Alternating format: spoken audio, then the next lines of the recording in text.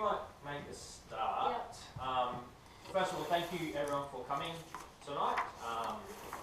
Hopefully we can all get something out of tonight and we can help move everything forward.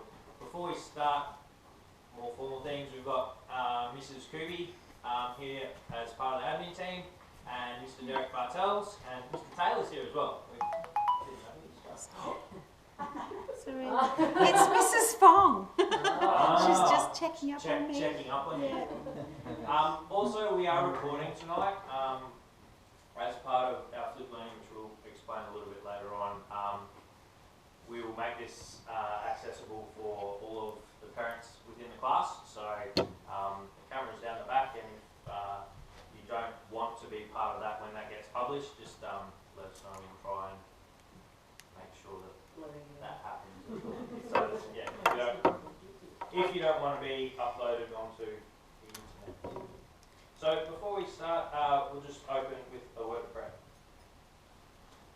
Dear Lord, we just thank you that you brought us all here safely tonight. I pray that you'll be here with us within these conversations that we have tonight, and that we can just share some time learning and sharing the information that we need to share with each other. We just pray for all those families who have unwell children, and just pray, Lord, that you be with them and grant them a speedy recovery and bring them back to school healthy and fit and ready to go. Pray these things in your name. Amen. Amen. So, first thing we're going to do is an activity that we've done within the class and is part of the flipped learning model. So on the tables there are different questions, and what we would like you to do is come and grab some post-it notes and some pencils and write down your answers to those questions. So this activity is used before we start the concept to see what students already know, and then we can use that information to guide our teaching and where we go further with the topic. So don't have to put your name on any of the answers, and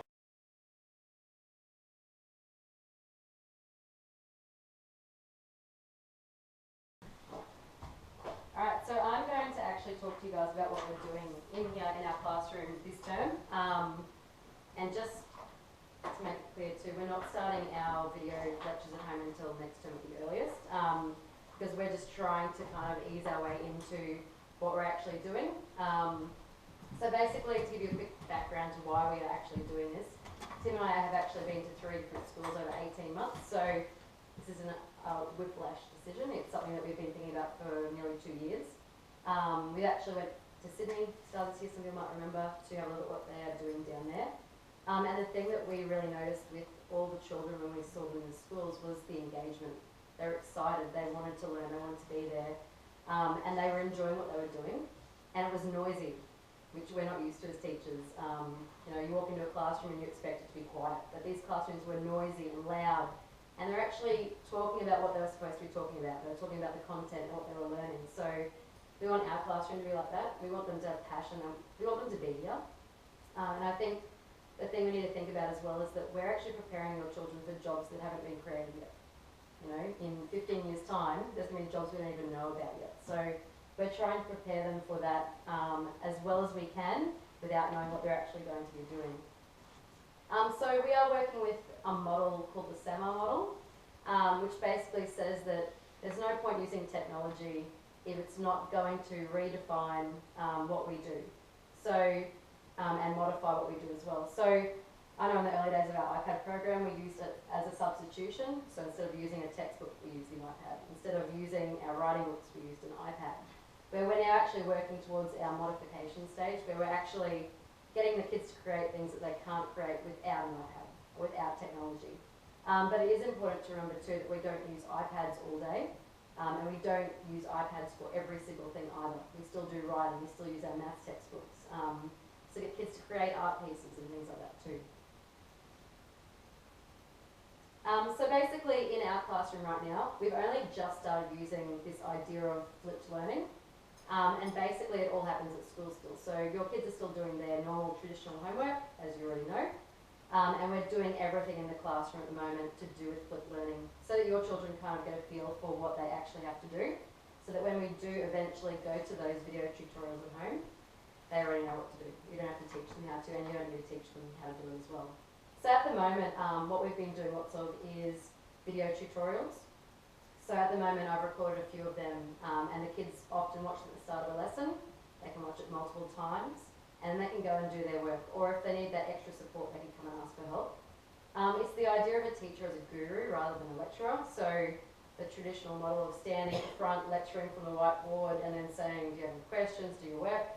We're moving away from that to having a teacher as a guru, so someone who's available to the children when they need you. So I know yesterday I spent the entire maths lesson sitting at this desk here with the kids, and so they could come up to me and ask questions, they could work at their own pace, and it's just making us more available and taking us away from that idea of the teachers behind the desk, the teachers at the whiteboard, having us separate, where we're now involved in the learning. Basically, it's a really cool model because it does give students who need an extension tasks, and they can work independently without needing us to support them.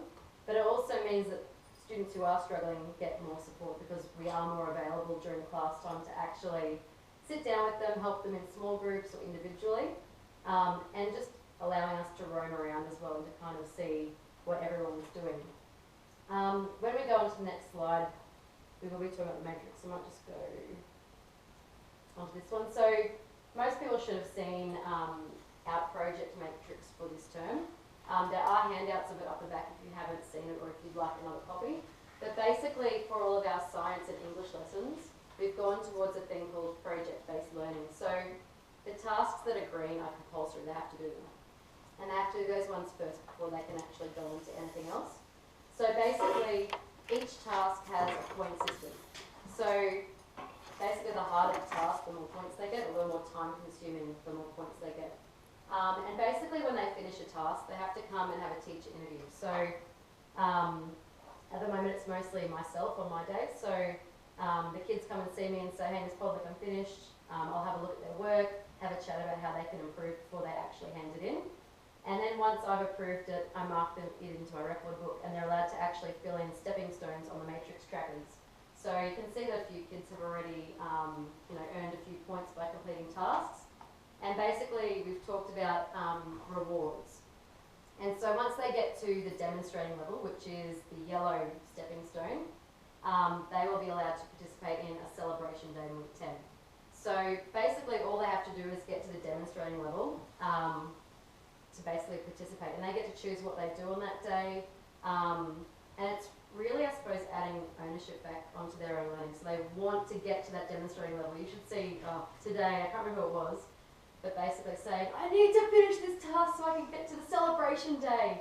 And just, that enthusiasm is really kind of cool to see with the kids. They really want to do their work, and they want to do it well. They know that if they bring me their work and it's not to the right standard that I know that they can do, they don't bring it to me. Basically, they'll make sure it's the standard they can achieve before they come and see me. So I haven't actually had to send many kids back to do anything, which has been really quite cool. Just go back to cave, campfire and watering hole. So there are posters up here. Basically, they're just different ways of saying how they can work.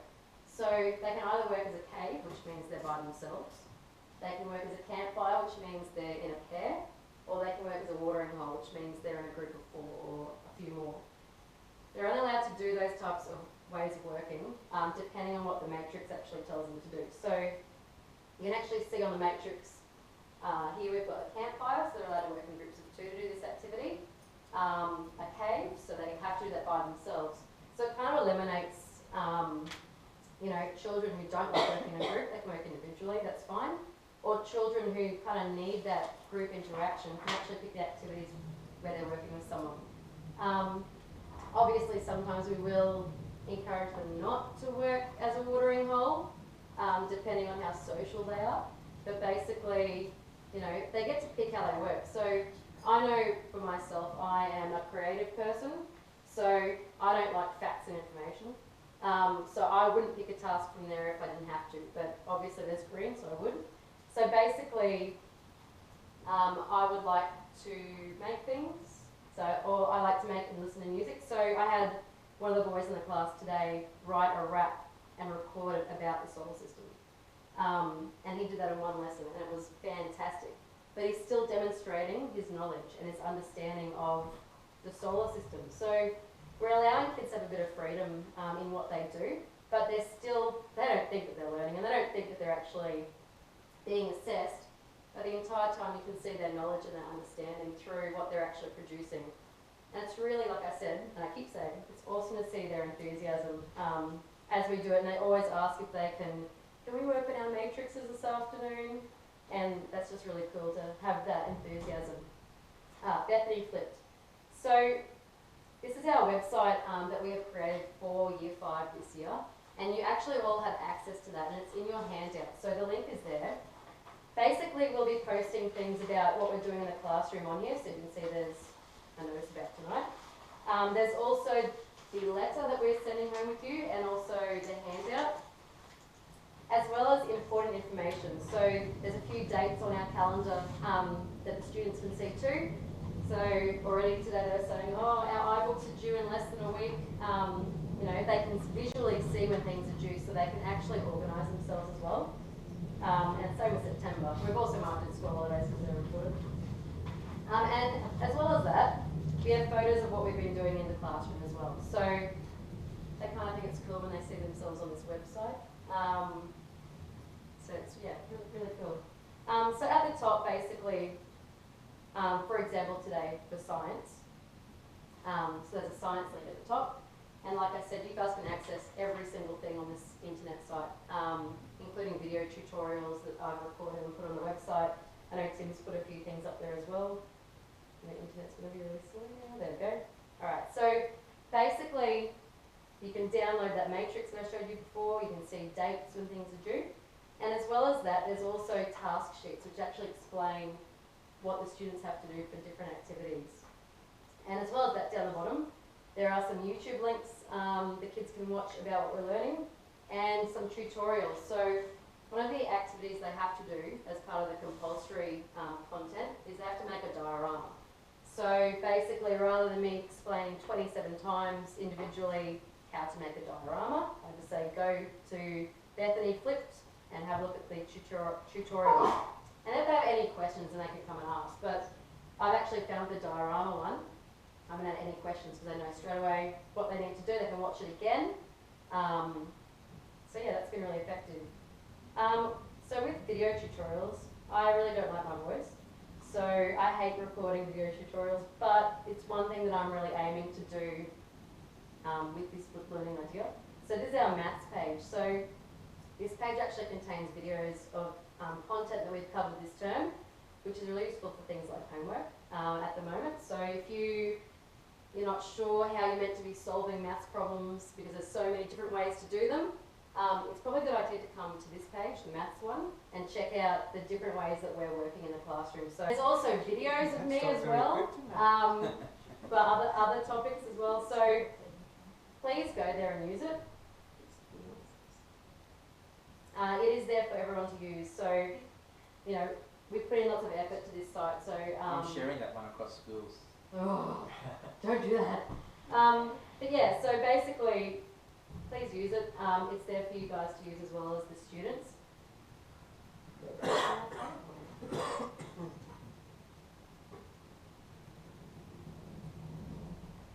Alright, so basically this is just summing up what we do. So the kids have the matrix tracker to track what they're doing, and they work at their own pace and in their own way. So I'm sure you guys have already noticed how the classroom is set up. So there's different zones they can work in. They can work individually. They can work in the comfy corner. I actually had kids sitting in the sun this morning on the floor, and they loved it. It was really good. But basically, they get to pick how they work, and it seems to be working really well so far. We haven't had too many problems with kids abusing the system, which has been really good.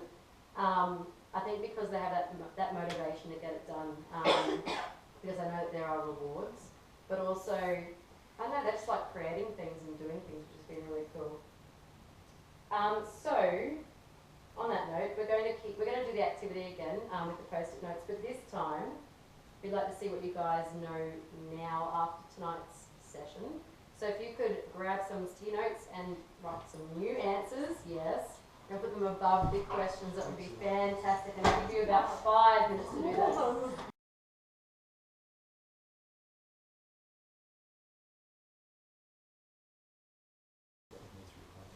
So we'll conclude tonight with any other questions that you guys might have, knowing that we've missed our scheduled finish time by a little bit.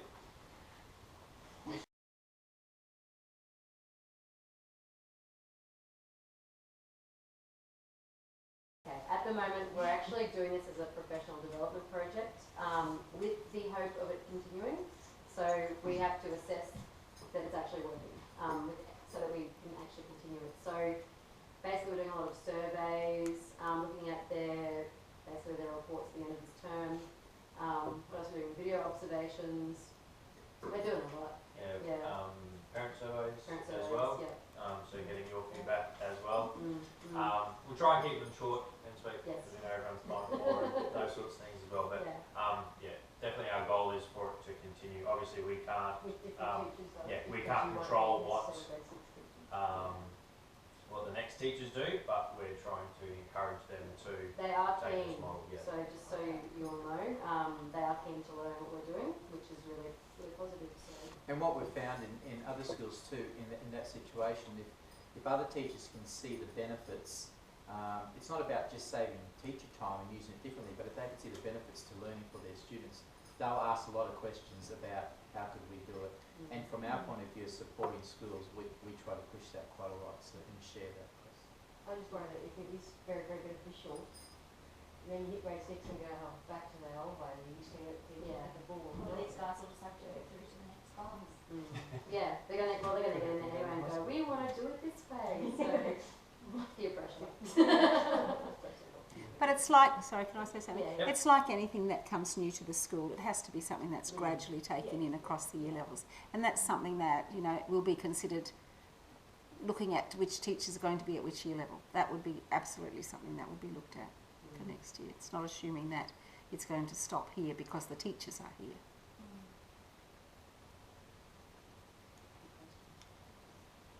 Any other questions? Oh, your head's going. I think it's good for children because they're growing up in a world that's going faster all the time, and I think they see people at high school. I mean, they're going to be in high school in grade 7 now, so they're already seeing, when they talk to other people in the community about the expectations there. So I really think it's making them feel quite mature and responsible for their own workload. So I think it's positive. And that's what we're aiming for too. Eventually they're going to leave our little Bethany world and head out to high school and the wider world. So we need to get them prepared for that as well. Yeah. It's giving them time management and responsibility that they're living in. Any more questions from him? Cool. Well, we'll leave it there. Thank you for coming out tonight. We really appreciate you coming, spending your Wednesday evening with us for a little bit. If you do have any more questions, please email us, send a note in, Dojo, whatever method you find most convenient, and we'll try and reply back as best we can.